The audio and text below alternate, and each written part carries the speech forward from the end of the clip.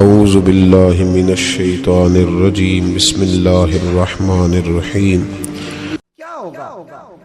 ماں بیچاری کی ساری زندگی پردے ڈالتے بیت گئی۔ ابا نے آ کے پوچھا کہاں گیا وہ کہتی ادھر ہی تھا، مجھے بتا کے ابھی آ جائے گا، وہ مجھے کہہ گیا تھا کہ میں نہیں ادھر ہی تھا، کچھ بھی نہیں، ایسی کوئی بات ہی نہیں۔ ساری زندگی پردے ڈالتے بیت گئی۔ ابا کئی دفعہ گھر میں لڑائی کی، بیٹے کو مارا، اماں نے آگے بڑھ کے پتر کے حصے کی مار بھی کھائی، لیکن اسی بیٹے کی شادی کر دی تو اماں کو پتا چلا کہ اوہو میں تو سمجھدار ہی نہیں تھی، میرا تو پتر مجھے کہہ رہا ہے اماں تو بھی تو کبھی سیانی ہو جایا کر، اگر وہ بولتی ہے تو تو ہی چپ کر جا، تو پھر اسے احساس ہوتا ہے کہ اوہو میں تو ساری زندگی بیوقوف رہی، میں تیرا دفاع کرتی رہی، تیرے حصے کے تھپڑ کھاتی رہی، اور مجھے آج تو نے بتایا کہ تو سیانی نہیں تھی، آج تو نے بتایا کہ تو عقل مندی نہیں تھی، اماں تجھے کیا پتا، میری بیوی کے سامنے تو ہی سیانی ہو جا۔ وہ ٹوٹ جاتی ہے، بکھر جاتی ہے، وہ کبھی پلٹ کے دیکھتی ہے تو اسے بڑے سارے زخم تازے ہو کے دکھائی دیتے ہیں، وہ یار میں ہی سیانی نہیں تھی۔ سنو نا، امام حسن رضی اللہ تعالیٰ عنہ فرماتے ہیں امام حسن نے کوئی لمبا وقت نہیں اپنی والدہ کے ساتھ گزارا، چھوٹے تھے تو سیدہ فاطمہ الزہرا رضی اللہ تعالیٰ عنہ وصال کر گئیں، پر شیر خدا کے پتر کی بات دیکھیں، امام حسن کہتے ہیں لوگوں میں جب تھوڑا سا باشعور ہوا اور مجھے چیزیں تھوڑی سی دکھائی دینے لگی تو میں نے کبھی اپنی اماں کے ساتھ ایک پلیٹ میں کھانا نہیں کھایا تھا۔ حضور ساری دنیا کھاتی ہے تو آپ نے کیوں نہیں کھایا؟ تو فرماتے ڈر لگتا تھا کہ کہیں ایسا نہ ہو کہ جس لقمے کی طرف میری ماں اپنا ہاتھ بڑھائے کہیں میں نہ اٹھا لوں، بے ادبی نہ ہو جائے، ڈر لگتا تھا۔ میں نے یہاں تک بھی نا، کیونکہ ماں تو ماں ہوتی ہے، میں نے یہاں تک بھی ماں کا احترام کیا، روٹی کھانے میں بھی تقدیر نہیں کی۔ یہاں ماں وہ کہتی ہے پیر صاحب انہوں دسیا جنا کہ میں تو انہوں آکھیا سی، انہیں گلاں چونوں آکھیا جے میرے نال بولے تھے صحیح کرے، انہوں دسیو نا میرے نال بگڑ جائے گا، انہوں آکھیا جے نا میں تو انہوں شکایت لائے، پر نا انہوں گلاں سمجھایا جے کہ میرے نال اچھی نہ بولیا کرے، میں تکلیف انہوں اکھیو نا۔ او یار کیا کائنات میں حضور سے بڑا بھی کوئی ہے؟ لیکن حضرت حلیمہ سعدی آئی ہیں تو کیا میرے نبی اٹھ کے کھڑے نہیں ہو گئے؟ حضور نے اکرام دیا تو اکرام دینے سے قد بڑا ہوتا ہے، چھوٹا تو نہیں ہوتا۔ خدا را اپنے بڑوں کا اکرام کرنا سیکھیں۔ انہوں نے کسی نے آپ کو جگہ دی ہوگی، کسی نے آپ کو نوکری دی ہوگی، لیکن ماں باپ نے تو زندگی دے دی، اولاد جوانیاں دے دی، سارا کچھ دے دیا، اور بچے ہیں کہ سمجھتے ہیں احترام کے جذبے اپنی طبیعت میں لائیں، بے ادب نہ بنے، سوء ادب نہ کبھی کریں، آپ نہ کبھی کوئی ایسا کام نہ کریں جس سے نہ تکلیف بڑھے، جس سے آزمائش بڑھے۔ آپ احترام والے رہیں گے تو خود بھی سجے سنورے نکھرے رہے۔ اپنے بزرگوں کو پہل کریں بزرگوں کی طرف، یعنی آپ گھر کے اندر چھپا کے سیب اپنے کمرے میں نہ لے کے جائیں، چھپا کے چیزیں نہ رکھیں، بلکہ پہل کریں بوڑھے ابا سے، پہل کریں اپنی والدہ سے، وہاں سے آغاز کریں، آپ دیکھیں برکتیں کتنی ہوتی ہیں۔ میں کچھ باتیں مجھے لطف دیتی ہیں، میرے کچھ سنگی ہیں، 3 بھائی ہیں کٹھے، مجھ سے بیعت ہیں، میرے ساتھ بڑا پیار کا رشتہ ہے، تو کبھی کبھی نہ خدمت کرنے کا دل کرتا ہے ان میں سے کسی کا کہ چلیں حضرت صاحب آئے ہیں تو ہم کچھ نذرانہ پیش کریں، تو اپنے بڑے بھائی کو وہ تھماتے ہیں کہ جناب آپ یہ کام کریں۔ اللہ تعالیٰ کا شکر ہے میری جیب کم ہی خالی رہتی ہے، اس کا فضل رہتا ہے، لیکن وہ پیسے لینے سے زیادہ یا تحفہ لینے سے زیادہ یا پھول پکڑنے سے زیادہ اس بات کی مجھے خوشی ہوتی ہے کہ کتنے نرالے ہیں، بڑے کو آگے لگاتے ہیں تو برکت تو حاصل کرتے ہیں، اس لیے کہ برکتیں ہمیشہ بڑوں سے ہوتی ہیں، بڑوں سے ہمیشہ برکتیں۔ یہ پھول کا تحفہ بڑے بھائی کو دے کے جب آگے کیا جاتا ہے تو میرے دل کو اچھا لگتا ہے، مجھے قرار آتا کہ یار یہ لہجہ ٹھیک ہے، یہ انداز یہ ٹھیک ہے۔ اپنے بڑوں کو آگے رکھیں، بڑوں کو کلام کرنے کا موقع پہلے دیں، گھر میں کوئی چیز لائیں تو تقدیم کریں۔ ہمارے ہاں نا اب جو استادی شاگردی آئی ہے نا، یہ بڑی خطرناک ہے۔ ہمارے ایک قاری صاحب تھے، ایک مدرسے میں پڑھاتے تھے، بڑا مارا کرتے تھے، اور میں انہیں مذاق بھی کرتا تھا، کبھی کبھی عذرائے محبت مزاح کرتا تھا۔ میں ان سے کہتا تھا قاری صاحب آپ شاید مار کھا کے پڑھیں اس لیے بچوں سے بدلہ لیتے ہیں۔ تو کچھ دن پہلے، کچھ عرصہ پہلے ملاقات ہوئی تو میں ان کے ادارے کے قریب سے گزر رہا تھا، تو میں نے ان کا نا وہ ڈیسک وغیرہ چیک کیا تو ان کے پاس نا سوٹی علیحدہ ہوتی تھی، پائپ دو قسم کے علیحدہ ہوتے تھے، پانی والا علیحدہ اور گیس والا علیحدہ، بڑا مارتے تھے بچوں کو۔ مجھے بھی اختلاف تھا اس بات سے، میں ان کو گزارش بھی کرتا تھا۔ تو میں گیا تو وہ جس طرح وہ خیر استاد کمال کے تھے، انہوں نے بڑے کامیاب حافظ تیار کیے، اور ویسے بھی بندہ بڑا بااصول، بڑے اچھے، بڑے نفیس۔ میں نے ان سے کہا کہ وہ خیر ہے، چھوٹیاں چھوٹیاں کدھر گئیں آپ کی؟ کہنے لگے حضرت صاحب نہ شاگرد رہے، نہ استاد رہے، نہ وہ ماں باپ رہے۔ کہنے لگے پتہ نہیں 2-4 سالوں میں کیا ہوا ہے۔ تو میں نے کہا آپ کو تو کوئی منع کاری نہیں، میں نے کئی دفعہ سمجھایا تھا آپ باز نہیں آتے۔ کہتے تھے اب آ گیا ہوں، اس لیے کہ ایک کو چھڑی مار رہے ہوتے ہیں تو دوسرا ساتھ ویڈیو بنا رہا ہوتا ہے۔ پہلے طالب علم اس طرح کی توہین کا رویہ استادوں کے ساتھ نہیں کرتے تھے، وہ کہتے تھے جیسے بھی ہے فیض استاد سے لینا ہے۔ اب آپ ذرا گھور کے دیکھیں تو کہتے ہیں لاؤ کتابیں، جا رہا ہوں بڑے مدرسے، بڑے کالج، بڑے اسکول۔ میں نے اپنی زندگی میں دیکھا کہ ہمارے بڑے کہتے تھے، کبھی گارا کے بتاتے نا استاد جی نے مارا ہے تو کہتے تھے کسی غلطی سے مارا ہوگا، اور اس طرح کے سخت لفظ بولتے تھے کہ ہمیں لگتا تھا کہ ہمارے بزرگ ہمارے ساتھ زیادتی کر رہے ہیں۔ وہ کہتے تھے کہ منو ہڈیاں چاہیے نے پڑیا ہو رہے، یہ لفظ کہتے تھے میرے ابا جی میری اماں، ہڈیاں دیا جی سانو پر دیا جی پڑیا۔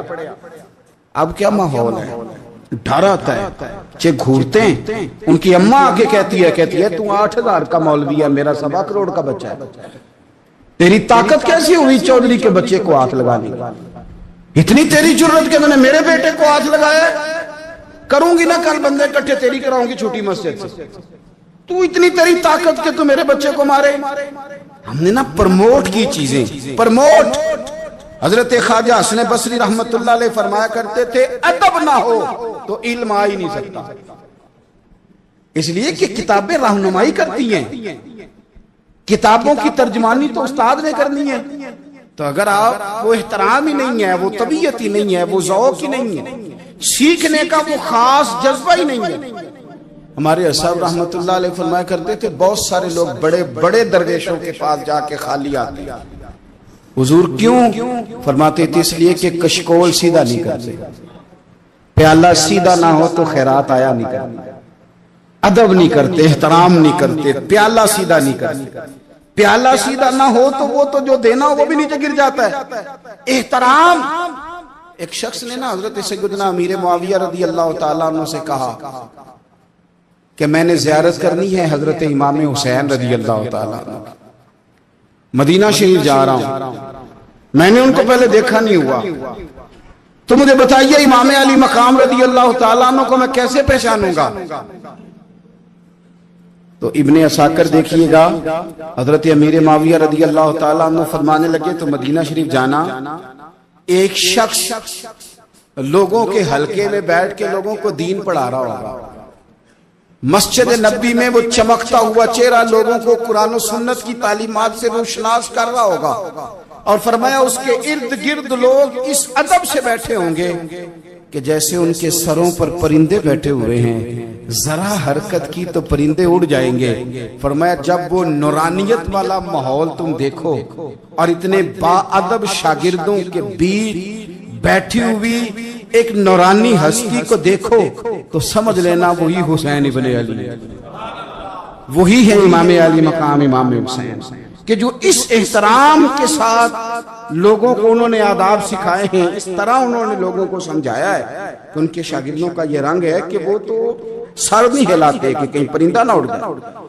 اس انداز میں جب لوگ، مجھے بات یاد آ گئی، امام احمد بن حنبل رحمت اللہ علیہ بہت بڑے محدث تھے، تو مجھے پتہ ہے اگر آپ مجھ سے پوچھیں گے نا اس دور میں فقہ سب سے بہترین کس کو آتی ہے تو میں آپ کو بتا سکتا ہوں، کیونکہ میرا شعبہ ہے نا۔ آپ پوچھیں گے صرف نحو کا استاد کون اچھا ہے تو میں بتا دوں گا کہ کہاں پہ ہے، کون ہے، میرا شعبہ ہے. اسی طرح سے میڈیکل کے شعبے سے وابستہ لوگوں سے آپ پوچھیں گے کہ ہارٹ کا ڈاکٹر کون سا اچھا ہے تو بتا دیں گے. پوچھیں گے بھئی میں نے ایک ناک کان گلے کے ڈاکٹر کے پاس جانا ہے، تو جس کا جو شعبہ ہے اسے پتا ہوتا ہے. مدرسے کے بچوں کو بھی پتا ہوتا ہے کہ کون سا آدمی کہاں بہترین پڑھانے والا ہے. ایک بزرگ تھے شاہ بقی الدین ابن مخلد، وہ کہتے ہیں مجھے پتا چلا کہ اس دور میں نبی کریم علیہ السلام کی حدیث جو سب سے بہترین پڑھاتے ہیں وہ امام احمد بن حنبل ہیں. ان کو حضور کی حدیث سے جو خاص شغف ہے وہ کسی اور کو نہیں. کہتے ہیں میرے دل میں لو لگ گئی، حالانکہ میں امیر گھرانے سے تھا. میں کشتی میں بیٹھا امام احمد بن حنبل کے پاس آنے کے لیے، رشتے میں طوفان آ گیا، کشتی اچکولے کھانے لگی. کسی طریقے سے ایک جزیرے کے ساتھ جا کے کشتی لگی، ٹوٹ گئی، بکھر گئی. میں جزیرے پہ اتر گیا، اور بھی کئی لوگ تھے. ایک مہینہ وہاں رہنا پڑا. بارشیں ختم ہوئی، موسم ٹھیک ہوا، ایک کشتی دکھائی دی آتی ہوئی. فرماتے ہیں کہ وہ اس کشتی میں بیٹھا، دوبارہ بغداد گیا. مجھے سفر طے کرتے 2.5 مہینے گزر گئے. وہ جزیرے پہ مہینہ پتے کھا کے بھی گزارا کرنا پڑا. نکلا تھا علم حاصل کرنے. جب بغداد شریف پہنچا، لوگوں سے پوچھا امام احمد بن حنبل کا مدرسہ کہاں ہے؟ انہوں نے کہا وہ مدرسہ تو بند ہو گیا ہے، وقت کا بادشاہ مخالف ہو گیا، مسجد مدرسہ سیل کر دیا. امام صاحب کہاں ہیں؟ کہا گھر کے اندر قید ہیں. ان کے گھر کو سب جیل بنا دیا، چاروں جانب پولیس کھڑی ہے. اور ویسے بھی بغداد میں کرفیو، ہر چوک چوراہے میں پولیس والے کھڑے. شاہ بقی الدین کہتے ہیں اتنا کچھ سننے کے باوجود بھی میرا جذبہ ٹھنڈا نہیں ہوا. وہ مہینے میں سفر کی صحبتیں، گو سنا تھا کہ آستانہ یار دور ہے، پر ہم نے بھی ٹھان لی تھی کہ جانا. وہ سنا تھا کہ آستانہ یار دور ہے، پر ہم نے یہ ٹھان لی تھی کہ جانا ضرور ہے. کہتے پہنچ گئے. اب پتا چلا کہ کرفیو ہے، سڑکوں پہ پولیس کھڑی ہے، گلیوں میں چوکوں چوراہوں میں پہرے ہیں. امام صاحب تک تو جا کوئی نہیں سکتا. کہتے میں نے ایک شخص کی منت کی، میں نے کہا کسی طریقے گاڑی بتا. کہنے لگا میں اشارہ بھی نہیں کر سکتا، سخت حالات. وہ کوئی طریقہ. میں نے جب زیادہ تڑپ کے کہا تو وہ شخص کہنے لگا میں ان کے گھر کے قریب تجھے لے جاؤں گا اور گزرتے وقت صرف آنکھ کا اشارہ کروں گا. کہتے میں نے کہا یہ بھی ٹھیک ہے. ان کے گھر کے تیری تلاش میں پھرے نا ہم جنگل پہاڑ اور دشت. ان کے دروازے کے قریب اس نے اشارہ کیا. شاہ بقی الدین کہتے ہیں کہ میں گھر دے کے آ گیا واپس. اب میں سوچنے لگا کہ کیسے امام صاحب تک پہنچنا ہے.